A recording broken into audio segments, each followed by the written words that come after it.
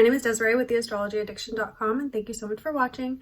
Today's video is going to be a natal chart mini reading for Alexa Demie. Now, she was born in 1990, and I did a reading for her previously because I guess she had told people, or something or another happened where her birth year was thought to be 1994.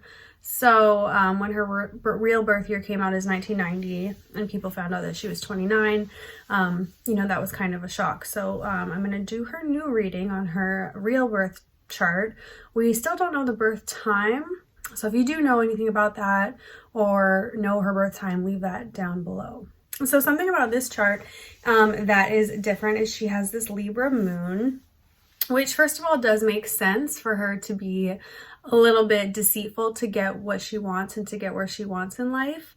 Sometimes Libras can kind of falsify the narrative a little bit for their own social gain and for their social status, and to appear, more likable, more agreeable, more beautiful, all of those Venusian Libra type of things.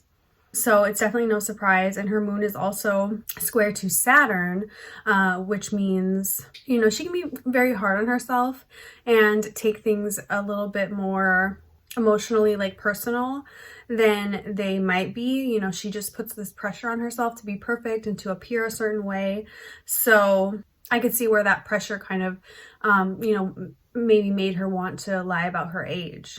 Libra moons are also people who are good at acting sometimes because they're good at playing a role. Libra people in general, not to say that they're inauthentic or fake or anything like that. They can be some of the most real, authentic people, but they do find that pleasing people and balance, communication, love, social status, and peace are all, very important to them and to their emotional happiness. So they can definitely be real, people pleasers in that way. Now, she does have still her Sagittarius sun. Her Venus is at 29 Sag.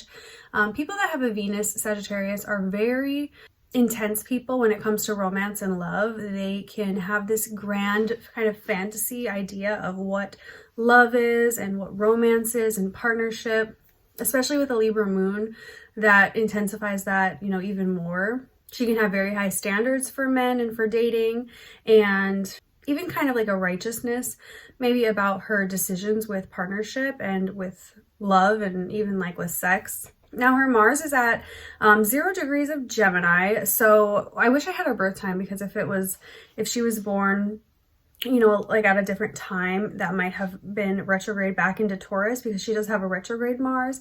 But I can see how she could be a Gemini Mars. She can, very well play different roles. Gemini is a sign of 2, so she can, physically kind of merge and mesh into characters very easily, which sometimes Geminis are known to do.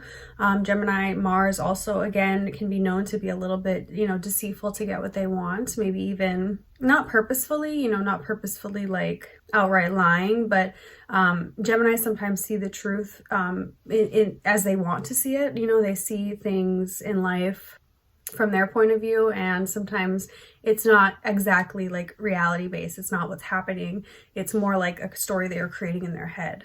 She also has her Juno and Lilith in Sagittarius with her sun conjunct to her sun. So the way that she views marriage and long-term commitment is through freedom. She's someone, and you can definitely see that in the show. I think through her character, she was able to dive into that because she kind of identifies with Maddie on Euphoria. She has this grand, romantic kind of vision of love, but at the same time, she really needs her freedom. She doesn't want to be controlled. She has this rebellious kind of side to her ego. And that's where that Lilith with her sun also is shown. Lilith with your sun can make you someone who's kind of rebellious, goes against the rules, breaks rules, can be seen as someone who is hypersexual, hyper kind of aggressive, just a feminine, sort of dominating person that can kind of make people a little bit fearful if they're not, comfortable with that strong feminine energy.